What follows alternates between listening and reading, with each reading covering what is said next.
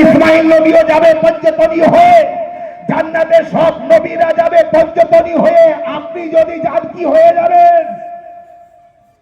উত্তর দেন। আপনি যদি জান্নাতে যান কি হয়ে যাবেন? পঞ্চতনী হয়ে যাবেন না? যদি আপনি বলেন আমি নামাজি হয়ে যাব, জান্নাতে যাওয়ার জন্য নামাজ শর্ত আছে, নামাজি হতে হবে, আপনাকে নামাজ পড়তে হবে, কিন্তু নামাজের সাথে সাথে পঞ্চতনী, ওই নামাজি হলে হবে না। আচ্ছা বলুন তো, ইয়াজিদ নামাজ পড়তো না পড়তো না? সীমার নামাজ পড়তো না পড়তো না? হরমুলা নামাজ পড়তো না পড়তো না? ইমাম হোসেনকে যে শহীদ করেছে সেই সীমার নামাজ পড়তো না পড়তো না? নারাই তাকবীরের আওয়াজ দিয়ে দিয়ে তাই ইমাম হোসেন তাকে শহীদ করেছে। ওই নামাজ ওকে জান্নাত দিতে পারবে? কারণ ও নামাজি ছিল, পঞ্চতনী ছিল না। ওই দলে যারা ছিল তারা নামাজি ছিল কিন্তু পঞ্চতনী ছিল না।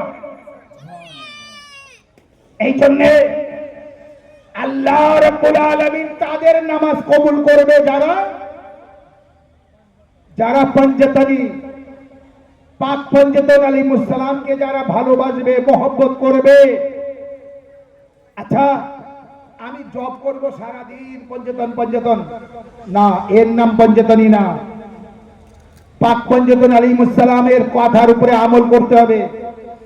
তানারা যেভাবে চলতে বলেছে সেইভাবে চলতে হবে, যেভাবে চলতে নিষেধ করেছে সেভাবে চলতে পারবেন না। যা খেতে বলেছে তাই খেতে হবে, যা খেতে নিষেধ করেছে সেটা খাওয়া যাবে না। যা বলতে বলেছে সেটা বলতে হবে, যা বলতে নিষেধ করেছে সেটা বলা যাবে না। যেভাবে বসতে বলেছে মানে উদাহরণস্বরূপ সেইভাবে বসতে হবে, যেভাবে বসতে নিষেধ করেছে সেইভাবে বসতে পারবেন না। মানে এক কথায় পঞ্চতনের শুধু নাম জানলে হবে না, তাদের কামও জানতে হবে, কর্ম জানতে হবে। মা বোনেরা, মা ফাতেমা জাহরা সালাওয়াতুল্লাহ আলাইহা যদি জান্নাত না দেয়, আমার কোন মা বোন জান্নাতে যেতে পারবে না। কারণ জান্নাতের নারীদের সরদারনিকে বুখারী শরীফের মধ্যে আছে না, আল ফাতেমা তো সাইয়্যিদাতুন নিসা আহলিল জান্নাহ, ফাতেমা জাহরা জান্নাতের নারীদের সরদারনি। জান্নাতে নারীরা যাবে কিন্তু সরদারনি ফাতেমা জাহরা।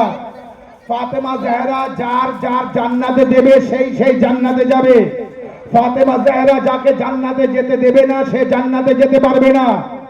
আপনি বলুন মা ফাতেমার বাপকে মানেন না, জান্নাতে যাবেন?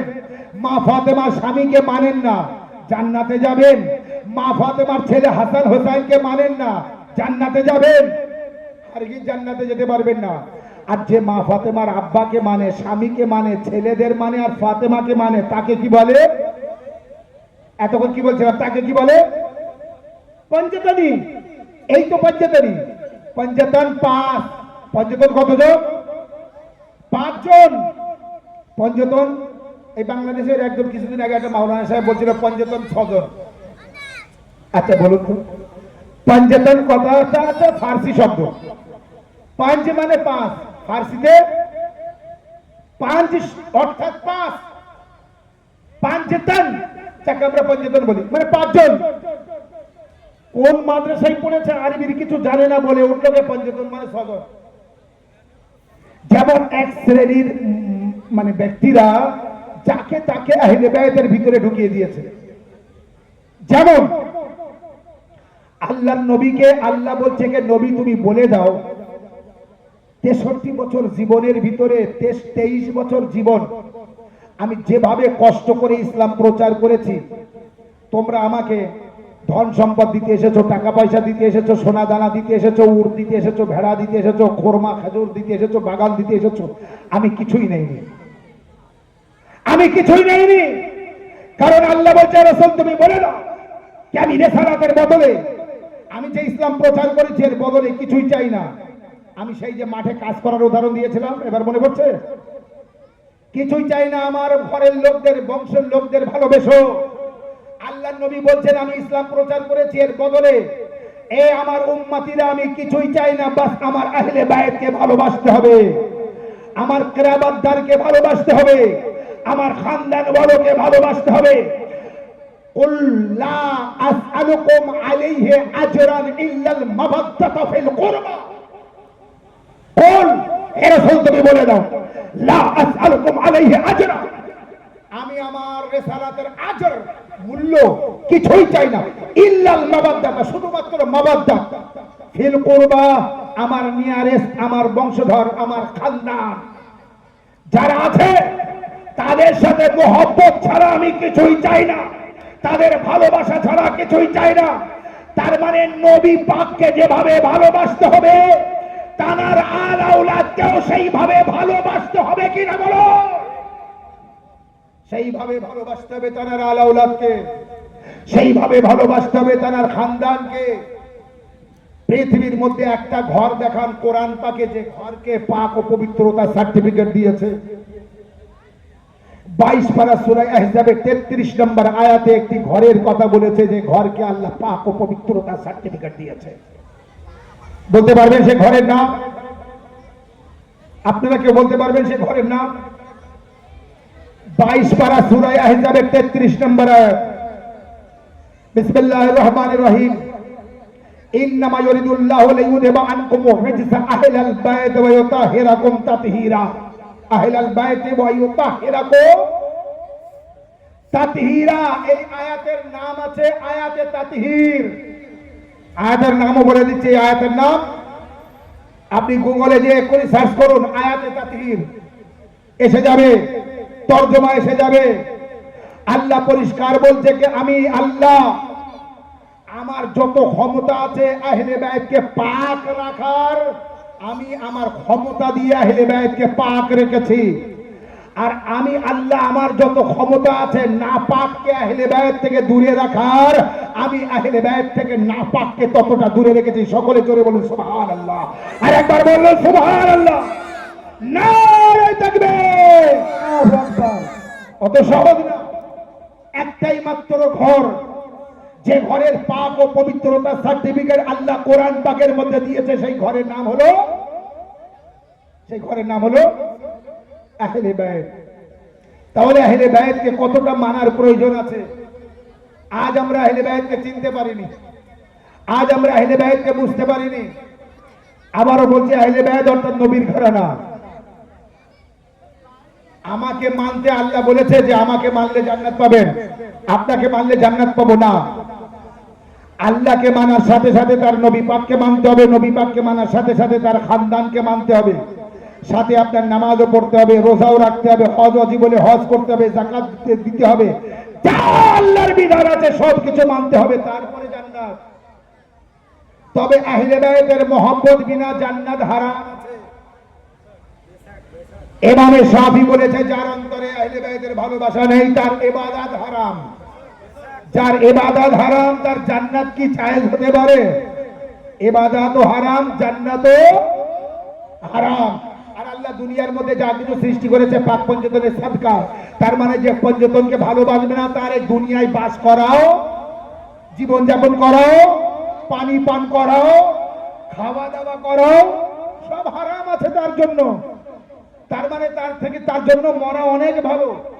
সে গজবি জায়গায়, মানে আপনার জমি আমি কেড়ে নিলাম, আপনার বাড়ি আমি কেড়ে নিলাম, এটা আমার জন্য জায়েজ হবে? জায়েজ হবে না। আচ্ছা আপনাকে আরো একটু পরিষ্কার করে বলি, আপনি দোকানে গেলেন, নামাজের পাটি কিনে আনলেন, সেই নামাজের পাটিতে নামাজ পড়ছেন। একটি বদনা কিনে আনলেন, সে তাতে পানি নিয়ে উযু করছেন। ঠিক একটা টুপি কিনে আনলেন, সেই টুপি পরে নামাজ পড়ছেন। মা বোনেরা চাদর কিনে আনলেন, বোরকা কিনে আনলেন, তাই পরে নামাজ পড়ছেন। এবার শুনুন, বোরকার দোকানদারেরা মা বোনেরা টাকা দেয়নি, চাচ্ছে তো বলছে টাকা হবে না। আপনি বদনা কিনে এনেছেন, নামাজের পাটি এনেছেন, টুপি এনেছেন, পায়জামা পাঞ্জাবি দোকান থেকে কিনে এনেছেন। পায়জামা পাঞ্জাবিওয়ালার টাকা দেননি, বদনার টাকা দেননি, আপনি লোটা জেনেছেন তার টাকা দেননি, টুপিরও টাকা দেননি, জামারও টাকা দেননি, এমনকি জানামাজ নামাজের পাটিরও টাকা দেননি। দোকানদার টাকা চাচ্ছে দিনের পর দিন, মাসের পর মাস, বছর পর বছর, কিন্তু আপনি টাকা দিলেন না, টলাচ্ছেন। আজ দেই কাল দেই করে টাকাই দিলেন না, শেষ বেশ বলছেন তোমার টাকা আমি দেবো না। নামাজ পড়ে যাচ্ছেন নামাজের পাটিকে, যার দোকান থেকে নামাজের পাটি এনেছেন সে বলছে টাকা দাও, আপনি বলছেন তোমার টাকা হবে না, আপনার নামাজ হবে? যে পোশাক পরে নামাজ পড়ছেন, দোকানদার বলছে টাকা দাও, আপনি বলছেন হবে না, ওই পোশাক পরে নামাজ হবে? হারাম হবে না? শুনুন, সারা নবীর উম্মতির নামাজ পড়লে যদি নামাজ হতো, তাহলে আল্লাহর নবী বলতেন না যে একটা ফেরকা জান্নাতে যাবে, ৭৩-এর মধ্যে আর ৭২ জাহান্নামে যাবে। তার মানে নামাজ পড়লেও নামাজ হবে না, রোজা রাখলেও রোজা হবে না, হজ করলেও হজ হবে না। আর সব নামাজীদের যদি নামাজ কবুল হয়, তো আল্লাহর নবী ৭৩ ফেরকায় জান্নাতে যাবে। আর নবী নিজে পরিষ্কার বলেছেন, আমার উম্মতের মধ্যে ৭৩ ফেরকা হবে, একটা ফেরকা জান্নাতে যাবে। কটা ফেরকা? কটা ফেরকা জান্নাতে যাবে? একটা ফেরকা জান্নাতে যাবে। বাকি ৭২ ফেরকা, বাকি ৭২ ফেরকা নামাজ থাকার পরও, রোজা থাকার পরও, হজ থাকার পরও, টুপি পরার পরও। তার মানে কি? তার মানে হলো দোকানদার বলছে টাকা দাও, নামাজের পাটির টাকা দাও, আপনি বলছেন হবে না। টুপির টাকা দাও, বলছেন হবে না। জামার টাকা দাও, বলছেন হবে না। ও আমার মা বোনেরা, বোরকার টাকা দাও, বলছে হবে না। আর তাই বলে নামাজ পড়ছেন, মানে আপনার নামাজ। খুব সুন্দরভাবে বোঝাতে পেরেছি? আল্লাহ পরিষ্কার কোরআন মজিদে সূরা শূরা 23 নম্বর আয়াত, 25 পারা সূরা শূরা 23 নম্বর আয়াতের মধ্যে বলছে, কুল্লাস আলাইকুম আলাইহি আজরান ইল্লাল মাওয়াদ্দাতা ফিল কুরবা। হে নবী, তুমি বলে দাও, আমি রিসালাতের বদলে কিছুই চাই না, শুধুমাত্র আমার আহলে বাইতের ভালোবাসা, শুধুমাত্র আমার আহলে বাইতের ভালোবাসা। যেমন বলেছে, লা ইলাহা, কোন ইলাহা নেই, ইল্লাল্লাহ। আচ্ছা, যদি লা ইলাহায় থেমে যান, হারাম হবে না হবে না? না বোঝাতে পারছি না? লা ইলাহায় থেমে গেলে হারাম হবে, ইল্লাল্লাহ বলতে হবে। ঠিক অনুরূপ কুল্লাস আলাইকুম আলাইহি আজরান থেমে গেলে হবে না, ইল্লাল মাওয়াদ্দাতা ফিল কুরবা, ইল্লাল মাওয়াদ্দাতা ফিল কুরবা। কোনো কিছুই চাই না রিসালাতের বদলে, কিন্তু আমার আহলে বাইতের ভালোবাসা, আমার আহলে বাইতের মাওয়াদ্দাত। মাওয়াদ্দাত, ভালোবাসার মাওয়াদ্দাত অনেক পার্থক্য আছে।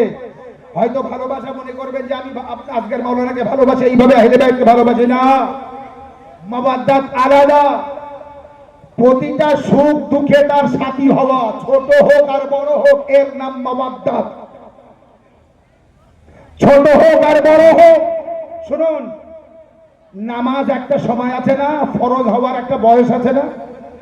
রোজা, হজ, গরিব ব্যক্তির উপরে হজ ফরজ নেই, তার জন্য অনেক টাকা হবে, তারপরে হজ হবে, মক্কা পর্যন্ত যাওয়া আসার টাকা হবে, তার উপরে হজ ফরজ। 15 বছর বয়স হবে, নামাজ ওয়াজিব, রোজা ওয়াজিব, ফরজ হবে। আহলে বাইতের মহব্বত ও ভালোবাসার জন্য বয়সের কোনো সীমা নেই। যেদিন জন্মগ্রহণ করলো ওই দিন থেকে মৃত্যু পর্যন্ত, কবর পর্যন্ত, হাসরের ময়দান পর্যন্ত আহলে বাইতকে ভালোবাসতে হবে। এরই নাম মাওয়াদ্দাত। বুঝতে পেরেছি? তো এরই নাম মাওয়াদ্দাত। তো সেই আহলে বাইতকে আমরা ভালোবাসি, যে আহলে বাইতকে ভালোবাসার জন্য বলা হয়েছে। আজ আমরা এখানে পানিয়াট গ্রামে, পশ্চিম মেদিনীপুর পানিয়াট গ্রামে, আজ আমরা এই পবিত্র আস্থানা, এই কারবালা শরীফে যেখানে আমরা এসেছি, যার তরফ থেকে এই গ্রামের কমিটি, আমার আমির ভাই আছে, আল্লাহ তাআলাকে দীর্ঘায়ু করুক, সুস্থ রাখুক, সাথে সাথে আপনার যে কমিটি, গ্রামবাসী, যাদের সহযোগিতায়, মা ও বোনদের সহযোগিতায়, সবার অর্থে এই পাক পর্যটন আহলে বাইত আলাইহিস সালামের জিকির ও আলোচনা করার জন্য আমাকে এত দূর থেকে নিয়ে আসা হয়েছে, এবং বড় বড় ওলামায়ে কেরামরা এসেছে কোরআন ও হাদিসের আলোচনা শোনার জন্য। শুনে রাখো, সারা পৃথিবীর মানুষ পাগল জান্নাতে যাওয়ার জন্য, আর জান্নাত পাগল জানাদের পাওয়ার জন্য। তানারা হলো আহলে বাইত, তানারা হলেন পাক পঞ্চতন। আপনার হিম্মত আছে, দুনিয়ার কারোর হিম্মত আছে জান্নাত থেকে কিছু দুনিয়ায় নিয়ে আসার? দুনিয়ার মধ্যে কোন ঘর দেখান, যে ঘর, যে বাড়ির লোক জান্নাত থেকে ভাত এনে খায়, রুটি এনে খায়, পানি এনে খায়, জামা আনে, পয়সা আনে, এটা আনে, ওটা আনে। হ্যাঁ, মা বোনেরা, আপনাদের বসার জায়গা করে দিয়েছে, এখানে এসে বসুন। ভাইরা, আপনারা আপনার সামনে এসে বসে শুনুন। দুনিয়ার মধ্যে কোনো ঘর নেই জান্নাত থেকে কিছু নিয়ে আসতে পারে, জান্নাতে কিছু পাঠাতে পারে, এমন কোনো ঘর নেই। তবে আজ আপনাদের আবারও বলে যায়, একটি ঘর আছে যে ঘরের পাক ও পবিত্রতার সার্টিফিকেট আল্লাহ কোরআনে দিয়েছে, যে ঘরের নাম আহলে বায়তের ঘর, যে ঘরের নাম মা ফাতেমা জাহরার ঘর। সেই ঘর এমনই ঘর, আসমানের ফেরেশতারা আসে লাইন দিয়ে ওই ঘর থেকে রুটি নিয়ে যাওয়ার জন্য।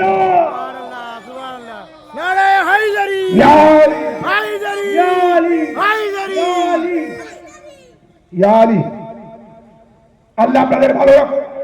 যারা নারা লাগিয়েছে আল্লাহ তাদের দিল শক্ত মজবুত করে দিক। আপনি শুনেছেন, কোনদিন শুনেছেন কে জান্নাত থেকে কারোর বাড়িতে কিছু এসেছে আর কারোর বাড়ি থেকে জান্নাতে কিছু গিয়েছে? ইমাম হাসান ইমাম হুসাইন আলাইহিস সালাম, হাসান পাক ও হুসাইন পাকের শরীর অসুস্থ, জ্বর, ছোট ছোট দুই ভাই। ফাতেমা জাহরা বাবাজানকে বললেন, আব্বা আমার দুই ছেলের জ্বর, তোলে বেটি 3 দিন রোজা রাখো, ঠিক হয়ে যাবে। ফাতেমা বাড়িতে এসে বললেন, আমি 3 দিন রোজার মান্যত করেছি, পরপর 3 দিন রোজা রাখবো।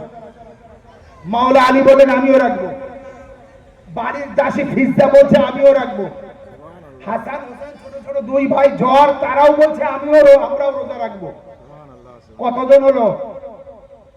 কতজন হলো? 5 জন। বাড়িতে কিছু নেই। শেরে খোদা আলী মাওলা মুশকিল কোশা একই মুহূর্তে 40 জায়গায় ইফতার খানেওয়ালা, আল্লাহর পবিত্র ঘরে পয়দা হোনেওয়ালা, লা ফাতা ইল্লা আলী লা সাইফা ইল্লা জুলফিকার, हर जंगेर नबीर मददगार, हर नबीर मददगार, আল্লাহর শের, আল্লাহর বাপ, এত ক্ষমতা আল্লাহ তানাকে দিয়েছে, তারপরেও তানার বাড়িতে কিছু নেই, সবাই রোজায়। মাওলা আলী মুশকিল কোশাও রোজায়। পাড়ায় গেলেন কাজ খুঁজতে, জলদিতে মজদুরি করতে। ইহুদিরা কাজে নিল, খেজুর গাছের গোড়ায় পানি তুলে দিলেন, দিয়ে দিয়ে মজদুরি করে কিছু জব পেলেন।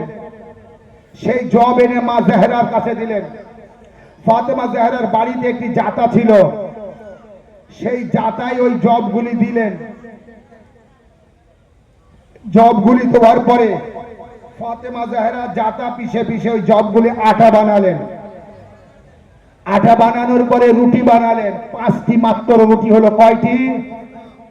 5টি রুটি হলো। ওই বাড়িতে রোজায় কতজন আছে? 5 জন। মা ফাতেমা, মাওলা আলী, হাসান হোসেন আর ফিজা কতজন রোজায় আছে? 5 জন। রুটি কয়টি হলো? ইফতার করতে বসেছেন 5 জন, আর সেই সময় একজন দরজার মুখে এসে বলছে, আসসালামু আলাইকা ইয়া আহলে বাইতুন নবুওয়া ওয়া মাআদিনুর রিসালা। হে নবীর আহলে বাইত, হে নবীর ঘরানা, নবীর খানদান, নবীর আহলে বাইত, আপনাদের উপর আমার সালাম হোক। আমি বড় ক্ষুধার্ত, আমি একজন মিসকিন, আমার কিছু খাওয়া হয় না আজ কয়েকদিন, আমাকে কেউ কিছু দেবে? মাওলা আলী নিজের রুটিটা তাকে দিয়ে দিলেন, মা ফাতেমা নিজের রুটি তাকে দিয়ে দিলেন, ফিজা নিজের রুটি তাকে দিয়ে দিলেন, ইমামে হাসান নিজের রুটি তাকে দিয়ে দিলেন, ইমাম মাওলা ইমাম হোসেন পাকও নিজের রুটি তাকে দিয়ে দিলেন। 5 জন রুটি দিয়ে দিলেন। ফকিরকে পানি আর লবণ দিয়ে ইফতার করলেন। পরের দিন পানি আর লবণ দিয়ে আবার সেহরি করলেন। কতদিন রোজা রাখতে হবে? মান্যত কতদিনের? 3 দিন। এইভাবে মাওলা আলী প্রতিদিন মজদুরি করে জব নিয়ে আসে। মা জাহরা জাতায় পিষে পিষে আটা বানায়। ভারতবর্ষের জাতীয় পতাকার মাঝখানে কি আছে জানেন? মনে পড়েছে তো বলে দিই। ভারতবর্ষের জাতীয় পতাকা যে তৈরি করেছিল, যে মেয়েটি নকশা এঁকেছিল, সে মেয়ের নাম সুরাইয়া। নকশা আঁকার পরে সেই সময় যে সরকার ছিল, সুপ্রিম লিডার যে ছিলেন ভারতবর্ষের প্রধানমন্ত্রী, তানার কাছে নকশাটি দেখিয়েছিলেন। তিনি ওই নকশাটি নিয়ে ভারতবর্ষের জাতীয় পতাকায় দিয়েছিলেন। সেই সুরাইয়া ছিল আহলে বায়তের প্রেমিক, আহলে বায়তের ঘরানা। ভারত ওই নকশা জাতা, মা ফাতেমা জাহরার জাতা, ওই জাতাই কিন্তু ভারতবর্ষের ওই জাতীয় পতাকার মাঝখানে আছে, দেখবেন। অন্য নকশা না বুঝলে কিন্তু জাতা, না বুঝলে কিছু না। মনে রাখবেন, মানে সে এইটাকে কল্পনা করে দিয়েছে। ওই জাতা মানে জাতা না, কল্পনা করেছে। এবং ভারতবর্ষের জাতীয় পতাকায় কয়টি রং আছে দেখবেন? কয়টি রং আছে? তিনটি। শান্তির কালার আছে দেখবেন। আর ইমাম হাসান আলাইহিস সালামের কালার আর ইমাম হুসাইন আলাইহিস সালামের কালার আছে, মানে রং আছে, যা জান্নাত থেকে এসেছিল। আপনাকে বলবো আমি, তো 3 দিন একই টাইমে ইফতার করতে বসে আর ওই বলে আমি একজন ফকির, আমি একজন মিসকিন, আমি একজন কয়েদি, আমি বড় ক্ষুধার্ত, আমাকে কিছু দেবে? এক এক করে 5 জন উঠে যায় আর 5টি রুটি দিয়ে দেয়, 5 জন উঠে যায় আর 5টি রুটি দিয়ে দেয়, 5 জন উঠে যায় আর 5টি রুটি দিয়ে দেয়। আচ্ছা বলুন তো, আমাদের বাড়িতে ফকির রাত্রে আসে না দিনের বেলা? রাত্রে কারোর বাড়িতে ফকির আসে? ইফতার করতে বসেছে, কোনোদিন আসে না। আর ওই যে 3 দিন ইফতার করতে বসেছে সেই 3 দিনই ফকির এসেছে, সত্যিকারের ফকির ছিল। আল্লামা মওদুদী আলাইহির রাহমাত তিনি পরিষ্কার বলেছেন, মা ফাতেমা জাহরা হাসান হোসেন মাওলা আলিয়ার ফিজ্জা পরপর 3 দিন যে রোজা রেখেছিলেন আর ইফতার করতে বসেছিলেন, আর ফকির মিসকিন আর কয়েদি এসে যে রুটি দিয়ে যায়, এ দুনিয়ার কোন ফকির ছিল না, জান্নাতের ফেরেশতা ছিল। সুবহানাল্লাহ, সুবহানাল্লাহ। জান্নাতের ফেরেশতা আসতো ফাতেমার হাতের খাদ্য নিয়ে যাওয়ার জন্য। বোঝা গেল ফাতেমার ঘর কেমন ঘর। যদি কোন মা ও বোন মা ফাতেমা জাহরার জীবনী না জানে, সে মা ও বোন নিজের জীবনকে ধন্য করতে পারেনি, সে নিজের জীবনকে বৃথা করে ফেললো। যদি মা ফাতেমা জাহরার জীবনী না জানা থাকে, কত কষ্টে তিনি জীবন যাপন করেছিলেন, 18 বছর বয়স মাত্র। ও ফাতেমা জাহরার এমন 2টি সন্তান। আচ্ছা এই যে আয়াতে রুটি নিয়ে যায়, আল্লাহর ওই 3জন, ওই 5 জন যে 3 দিন রোজা রাখে, তার পরিবর্তে একটি সূরা নাযিল করে। যাদের এই সূরার নাম কি? সূরা দাহর। এই সূরার নাম সূরা দাহর। কারোর যদি জ্বর হয় সূরা দাহর সামনে পানি রেখে পড়বেন, পাক পঞ্চতনের সূরা দাহর পড়ে পাক পঞ্চতনের নাম নিয়ে পানিতে ফু দিয়ে তাকে খাওয়াবেন, জ্বর ঠিক হয়ে যাবে। জোরে বলুন সুবহানাল্লাহ, সুবহানাল্লাহ। কোরআন শরীফের মধ্যে, পৃথিবীর মধ্যে এমন কোন রোগ নেই যে রোগের ঔষধ কোরআন পাকে নেই। না বোঝাতে পারিনি? পৃথিবীর মধ্যে এমন কোন রোগ নেই যে রোগের ঔষধ কোরআন পাকের মধ্যে নেই। সব রোগের ঔষধ কোরআন পাকের মধ্যে আছে, বার করতে পারা না পারার ব্যাপার আছে। যারা বার করতে পেরেছে পেরেছে, যারা বার করতে পারেনি পারেনি। ছোট ছোট 2 সন্তান হাসান হোসেন কালকের ঈদ আর আজকের রাত্রে নিজের আম্মাকে বলছেন, ফাতেমা জাহরাকে, আম্মা কাল ঈদগায় সবাই নতুন পোশাক পরে নামাজ পড়তে যাবে, আমাদের নতুন পোশাক কোথায়? ঘরের ভিতরে কথা হচ্ছে মার ছেলের, ছোট ছোট 2 নাতি হাসান ও হুসাইন, রাসূলুল্লাহর 2 নাতি, মা ফাতেমার 2 ছেলে, ওই 4-5 বছর বয়স। কত? 4-5 বছর বয়স। এমনই 2 সন্তানের, একটু কম বেশি হতে পারে। বলছে আমাদের ঈদের পোশাক, নতুন পোশাক কোথায়? ঘরের ভিতরে কথা হচ্ছে। মা ফাতেমা জাহরা সাথে সাথে বললেন দর্জির কাছে। কার কাছে? বলুন এবার, ইনসাফ করে বলুন, মা ফাতেমা জাহরা মিথ্যে বলেছে? মিথ্যে বলেননি, সত্যি বলেছে। ঠিক। মা ফাতেমা জাহরা কোন দর্জির কাছে গিয়েছেন হাসান হোসেনকে নিয়ে মাপ দিতে গিয়েছেন? জাননি, কিন্তু মিথ্যে বলেননি, কিন্তু মিথ্যে বলেননি। পৃথিবীর যত মানুষ আছে বললে মিথ্যে হতো, কিন্তু পঞ্চতন বাগালী মুসলামের ভিতরে কেউ যদি বলে তো সে মিথ্যে হবে না, হতে পারে না। কারণ কি?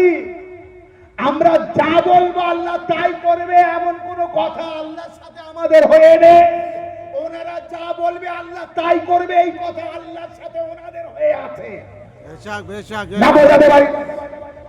আপনি আমার সাথে আছেন? এবার শুনুন, যদি নাকি দর্জি পোশাক না নিয়ে আসে তো নাউজুবিল্লাহ মা ফাতেমা মিথ্যে মিথ্যে বলেছে। আর যদি দর্জি পোশাক নিয়ে আসে, কেউ পোশাক নিয়ে আসে আর বলে আমি হাসান হোসেনের দর্জি, তাহলে তো মা ফাতেমা মিথ্যে বলেননি। ঠিক কথা হলো। এর মধ্যে ঘরের ভিতরের কথা, মা ফাতেমা বললেন দর্জির কাছে আছে, সাথে সাথে ঘরের শিকল নড়ল, ঘরের শিকল নড়ল। মা জাহেরা আওয়াজ দিলেন ভিতর থেকে, কে? বাইরে থেকে উত্তর আসছে, হাসান হোসেনের দর্জি পোশাক নিয়ে এসেছি। নারায় হুসেন, ইয়া হোসেন। নারায় হুসেন।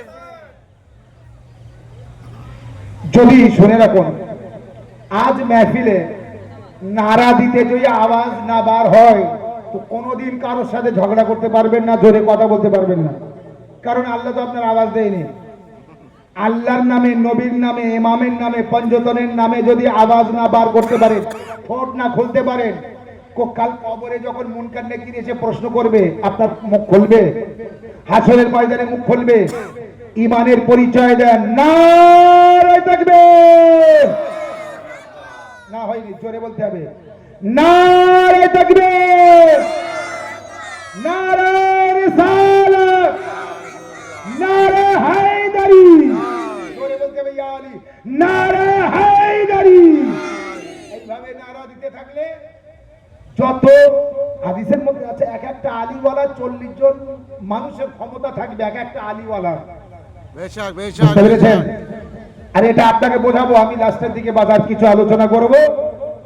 এক একটা আলীওয়ালা, যদি আপনি আলীওয়ালা হন তো যে কথা আমি বলছিলাম আপনার সাথে, যখনই আপনার কোনো কথা ভালো লাগবে আমি আপনাকে কোরআন হাদিস থেকে বোঝাতে পারবো।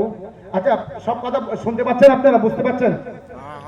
যে কথা ভালো লাগবে আপনি ঠোঁট নেড়ে একটু হয় সুবহানাল্লাহ বলবেন, নাই মাশাআল্লাহ, নাই আলহামদুলিল্লাহ, কিছু একটা বলবেন, ঠিক আছে? বলবেন না? যদি বলেন তাহলে আমি জানবো আমি বোঝাতে পারছি, আর যদি না বলেন তাহলে জানবো আপনি বলছেন মাওলানা সাহেব আপনি নেমে যান, আর শুনবো না, নাকি? হ্যাঁ সাজান ভাই, তাহলে এটাই মনে করবো যে মাওলানা সাহেব আপনি নেমে যান, আমরা শুনতে চাই। কথা বলতে হবে, আমার সাথে কথা বলে খুব ভালো লাগে। আপনি আমার বক্তব্যগুলো শুনবেন, আমি তাদের সাথে কথা বলি, এইভাবে কথা বলিয়ে নেই, হ্যাঁ করতে হবে। ফাতেমা জাহরা দেখলেন দরজার থেকে শিকলের নড়ার আওয়াজ আসছে। মা ফাতেমা জাহরা বললেন, কে?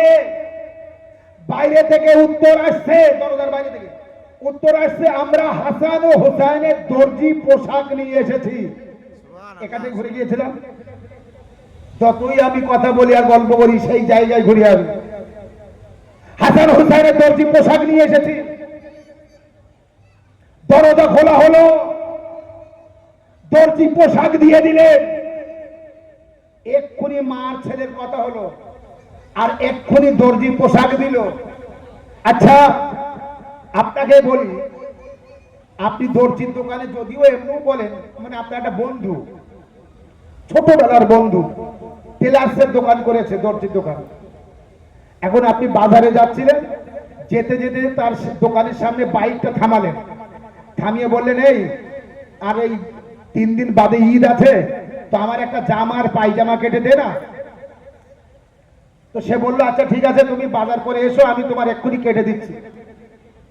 তো আপনি বলবেন না যে আমার মাপ নেই, মাপ দেবেন না? এখন সে বন্ধু বললো, ছোটবেলা থেকে বন্ধুত্ব, তোর সাথে তোর আর মাপ নিতে হবে নাকি? হবে?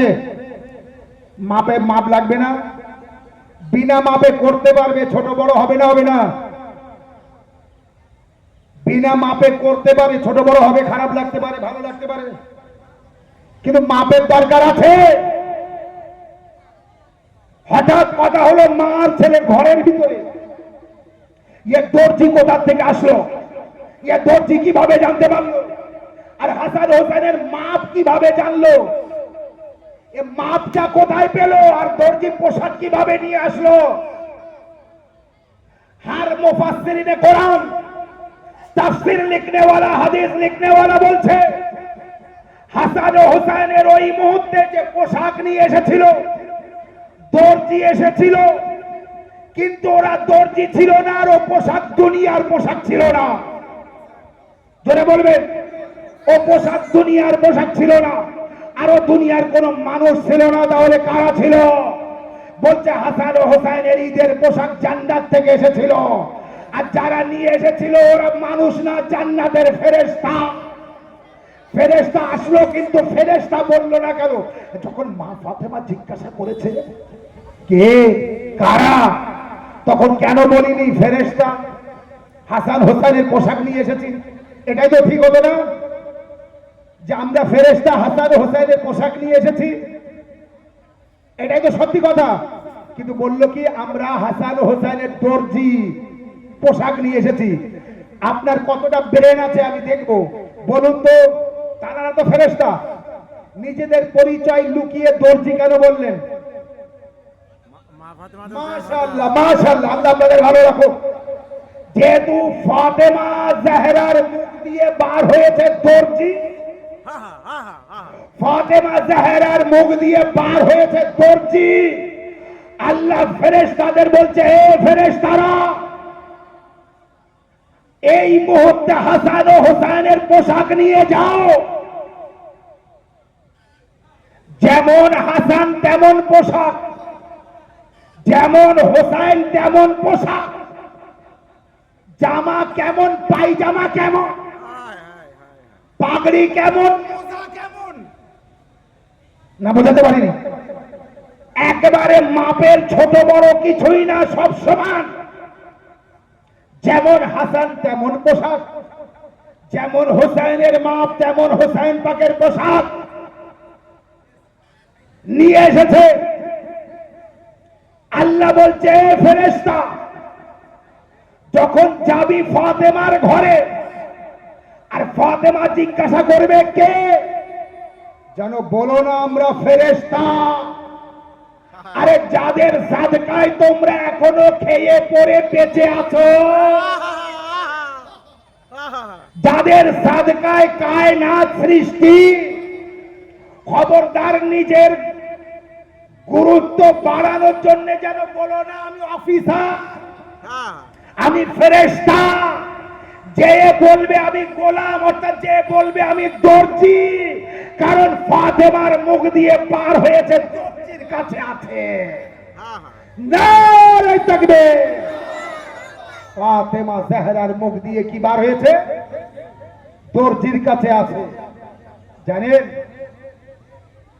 মাওলা ইমাম হাসান আলাইহিস সালাম রাস্তার ধারে একজনের মাঠে, আরে পঞ্চদীপ আলাইহিস সালাম আপনি জানেন, ইতিহাস যদি পড়েন তো জানেন, মজদুরি করতেন, জোন দিতেন, কাজ করতেন, বসে বসে খেতেন না, মালে গনিমত দিয়ে খেতেন না, বসে বসে জোন দিতেন, মজদুরি করতেন।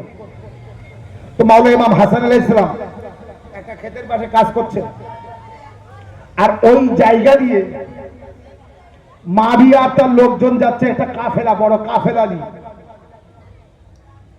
বড় কাফেলা নিয়ে মাবিয়া তার লোকজন যাচ্ছে।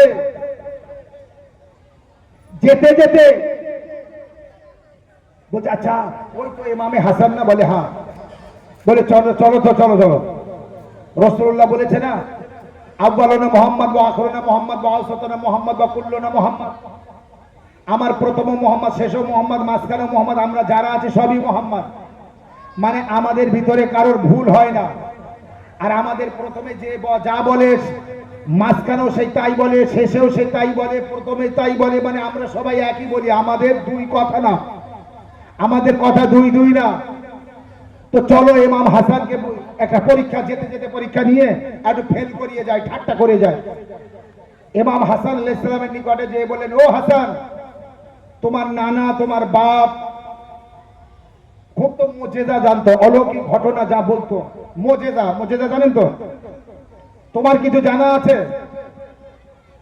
তো বলে যেহেতু আমরা সবাই এক, তো বলে আচ্ছা বলো তো, ওই সামনে খেজুর গাছ আছে না? বলে হ্যাঁ। বলে খেজুর গাছের ওই একটি কাঁদি ঝুলছে না? বলে হ্যাঁ। বলে বলতে পারো ওই কাঁদিতে কতটা খেজুর আছে? অনেক দূরে কিন্তু খেজুর গাছ। আচ্ছা দুনিয়ার কোন মানুষ বলতে পারে? ইমাম হাসান আলাইহিস সালাম সাথে সাথে বলে দিলেন 390টা খেজুর আছে। কটা? 390 390টা খেজুর আছে। মানে আমি আমার ভাষায় বলে দিচ্ছি, যেটা আমি পড়েছি, কম বেশি হতে পারে, বিভিন্ন মত বা ইতিহাস আলাদা আলাদা হতে পারে। তো বলেন 390টি খেজুর আছে। তখন মাবিয়া নিজের লোকজনের বলছে, ও যেভাবে বলা কথা বলেছে জানে তো গুনবে না, চলো বাদ দাও। ইমামে হাসান আলাইহিস সালাম বললেন, বলেছো যখন তখন গুনে তারপরে যাও, কাঠি কেটে নিয়ে এসো, এখানে দাঁড়াও। মাবিয়া বললো, যাও কাঠিটা কেটে নিয়ে এসো।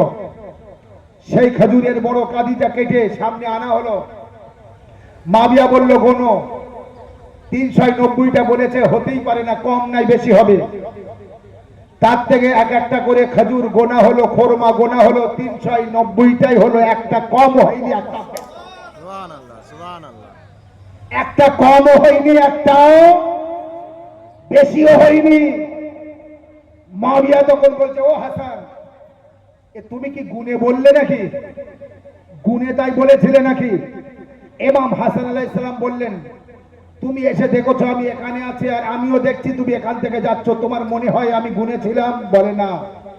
বলে, তাহলে তুমি বললে কিভাবে 390টি খেজুর তুমি বলেছো? আর তাই শুনবেন, আপনারা মাওলা চাইনেওয়ালারা বসে আছেন, উত্তর দেবেন, শাহবাসী দেবেন। ইমামে হাসান আলাইহিস সালাম কি উত্তর দিয়েছিলেন জানেন? মাবিয়া, তোর আকল বিবেক বুদ্ধি একেবারে গিয়েছে। দুনিয়ার মানুষদের সাথে আমাদের তুলনা করিস, দুনিয়ার মানুষদের সাথে আমাদের তুলনা করিস না, বোঝাতে পারিনি? দুনিয়ার সাধারণ মানুষের সাথে তুমি আলে নবীর তুলনা করো। শোনো শোন মাবিয়া, ওই খেজুরের কাঁদিতে 390টি খেজুর ছিল না। আমি বলেছি 390, তো খেজুর 390। আল্লাহু আকবার। 390টি খেজুর ছিল না, আমি যা বলেছি তাই আল্লাহ করে দিয়েছে। এবার বোঝাতে পেরেছি? 390টি খেজুর ওতে ছিল না, আমি হাসান বলেছি 390, তো 390 হবে। কারণ আল্লাহ এত বড় কায়নাত সৃষ্টি করেছে, জানাদের মহব্বতে তানারাই হলেন এনারা। এই যে আমি প্রথম থেকে পঞ্জতন করছি, পঞ্জতন করছি, আল্লাহ পঞ্জতন বাগ আলাইহিস সালামের সাথে এই কায়নাত সৃষ্টি করেছে। আমি সারা দুনিয়া ছেড়ে দিলাম, পানিয়াট গ্রাম। এই পানিয়াট গ্রাম সৃষ্টি হয়েছে কাদের সাদকায়? পাক পঞ্জতনের সাদকায়।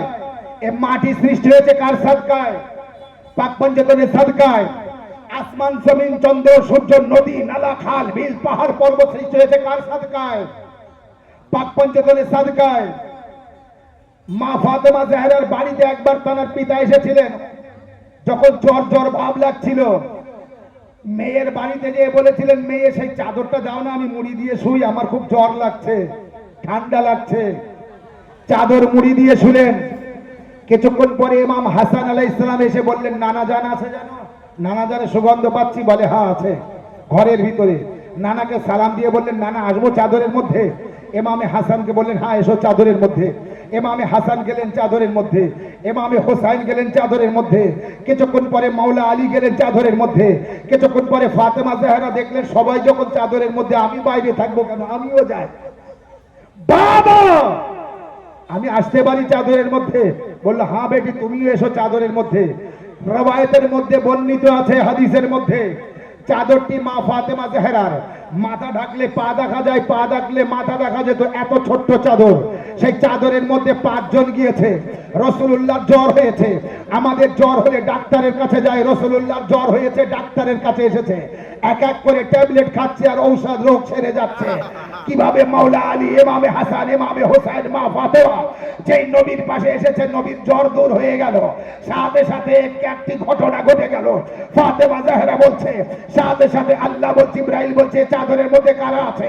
বলছে, হুম ফাতেমা তো আবুহা বা বালুহা বা বানুহা।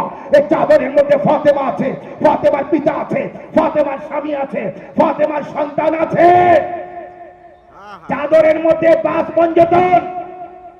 এরপরে আল্লাহ বলছে, মা ফাতেমা জাহরা বলছে কি, আমি দেখলাম আমার বাবা চাদরের 2 মাথা কানা ধরলেন, ধরার পরে বললেন আল্লাহুম্মা ইন্না হাউলাই আহলে বাইতি ওয়া খাসাতি ওয়া হাম্মতি লাহমুকা লাহমি দাবুকা দামি। এরপরে আরো লম্বা আছে, হে আল্লাহ এই হলো আমার আহলে বাইত, সুবহানাল্লাহ সুবহানাল্লাহ। হে আল্লাহ এই হলো আমার আহলে বাইত, আমি এদেরকে ভালোবাসি, তুমিও এদের ভালোবাসো।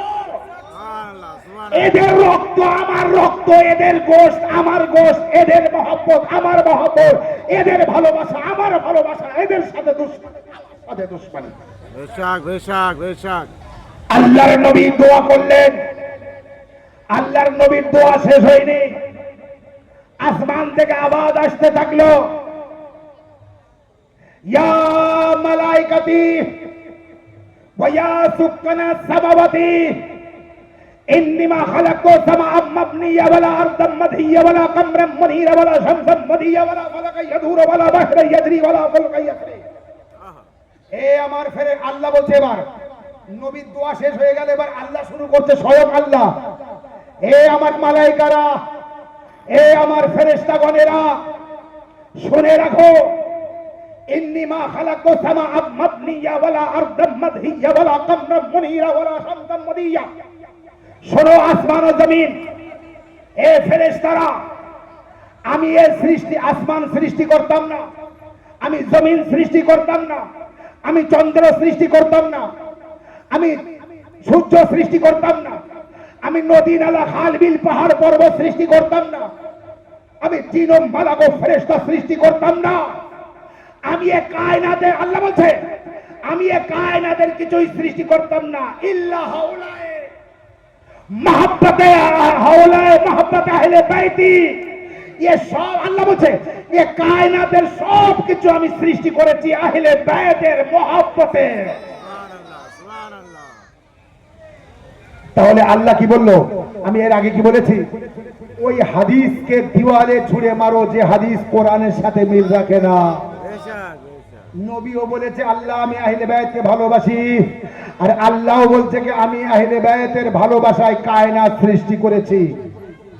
হাদিসের নাম হাদিসে কিসা, হাদিসের নাম হাদিসে কিসা, বর্ণিত রাবায়েত কার থেকে, কোন ভায়ানা, ডাইরেক্ট মা ফাতেমার থেকে, আর নবীর সাহাবী জাবির ইবনে আব্দুল্লাহ আনসারী থেকে, যে জাবির স্বয়ং রাসূলুল্লাহর সাহাবী, মাওলা আলী সাহাবী, মাওলা মা ফাতেমা জাহরাকেও দেখেছেন, নবীকে দেখেছেন, মাওলা আলীকে দেখেছেন, মা ফাতেমাকে দেখেছেন, ইমামে হাসানকে দেখেছেন, ইমামে হোসাইনকে দেখেছেন, জাইনুল আবেদিনকে দেখেছেন, মুহাম্মদ বাকর আলাইহিস সালাম পর্যন্ত দেখেছেন। জাবির, সেই জাবির থেকে বর্ণিত, মা ফাতেমা জাহরা থেকে বর্ণিত, এবং কিছু রাবায়েতেও বর্ণিত আছে অন্যদের থেকেও।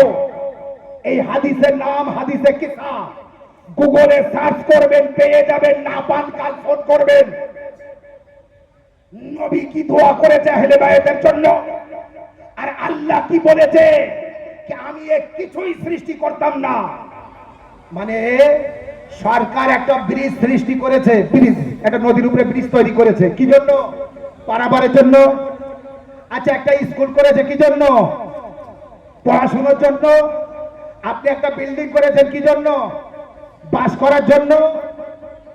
প্রতিটা জিনিসের কারণ আছে। আল্লাহ এ কায়নাত কি জন্য সৃষ্টি করেছে, কারণ কি?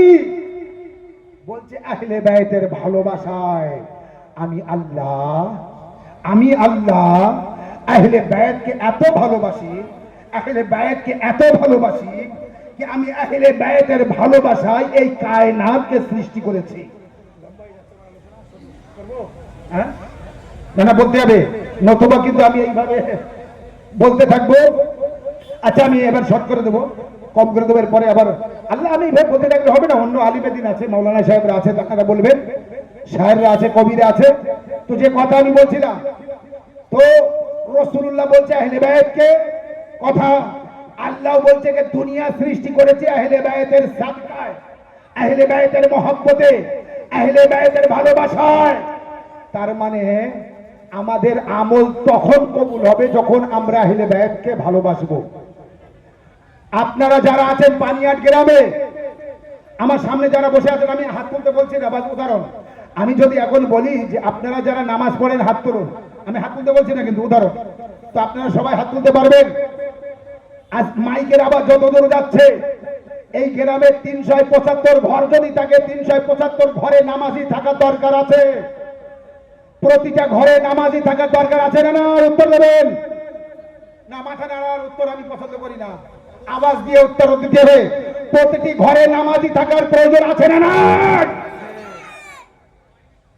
হার ঘর থেকে নামাজি হতে হবে, মসজিদ ভরিয়ে দিতে হবে নামাজে। কেন নামাজ পড়বে না? কেন মসজিদে যাবে না? ইসলাম থেকে দূরে থাকলে হবে না, ইসলাম সম্পর্কে জানতে হবে। যখন ইসলাম সম্পর্কে জানবে, চোখে চোখ রেখে কথা বলতে পারবে। আর আল্লাহর কসম করে বলছি, চোখে চোখ রেখে